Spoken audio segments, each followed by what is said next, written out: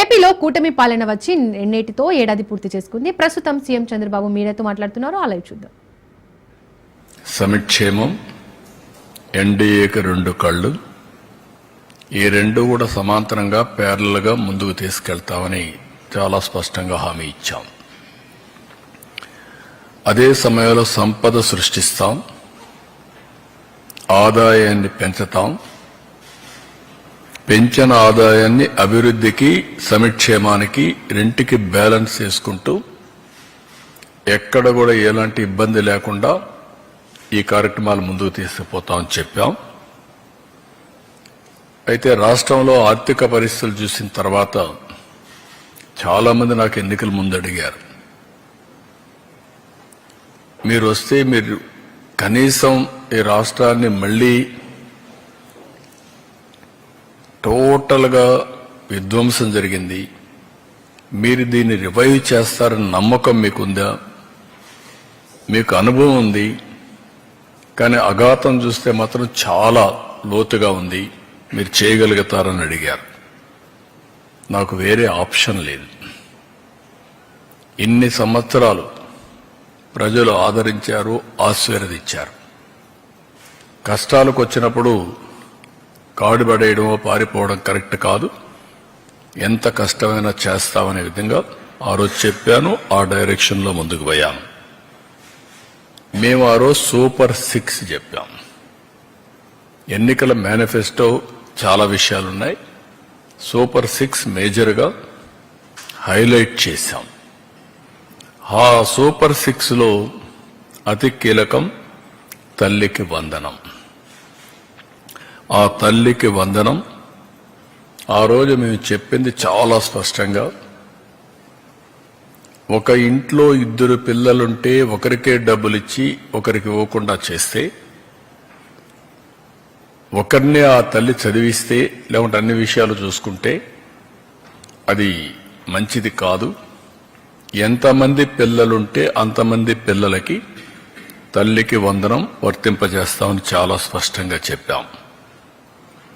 ఈరోజు మీరు చూస్తే 67 లక్షల మందికి దగ్గర 10,091 కోట్ల రూపాయలు టోటల్గా ఖర్చు అవుతుంది. ఇందులో 1,346 కోట్ల రూపాయలు స్కూల్ డెవలప్మెంట్కి వెళ్తుంది. ఇందులో ఏమీ మార్పులు లేవు.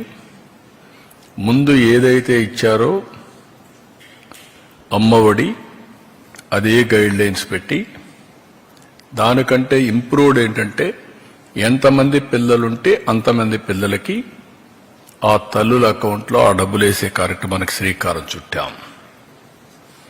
అప్పటికి ఇప్పటికి డిఫరెన్స్ మీరు ఒకసారి చూస్తే వాళ్ళు 42,61,965 మందికి అమ్మఒడి ఇచ్చారు.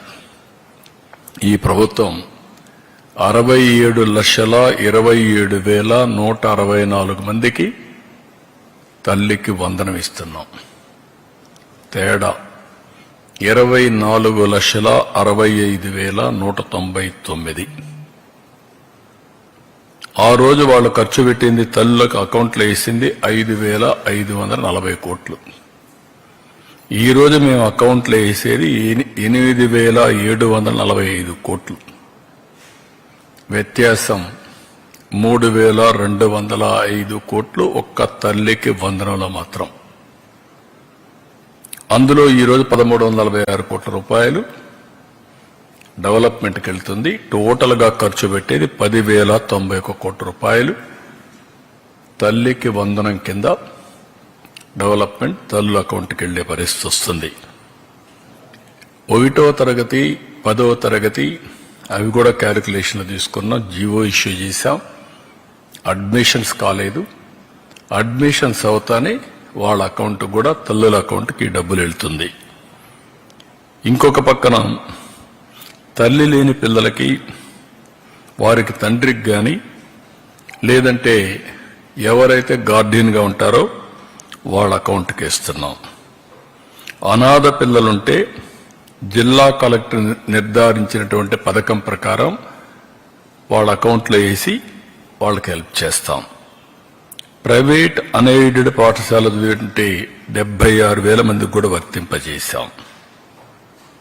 ఇది కాకుండా ట్రాన్స్పరెన్సీ ఉండాలనే ఉద్దేశంతో ఈ జాబితా సెక్రటరియట్లో, గ్రామ వార్డు కార్యాలయాల్లో కూడా పెడతాం.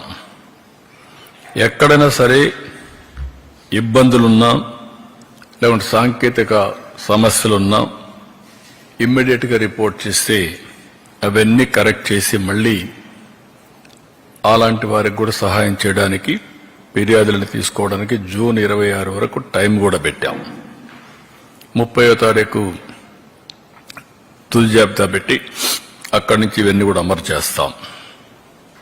ఇంకొక పక్కన ఇప్పుడు ఇచ్చింది 2 నుంచి 10వ తరగతి వరకు ఇంటర్మీడియట్ సెకండ్ ఇయర్కి బీసీల్లో చూస్తే 29,82,000 మంది వస్తున్నారు.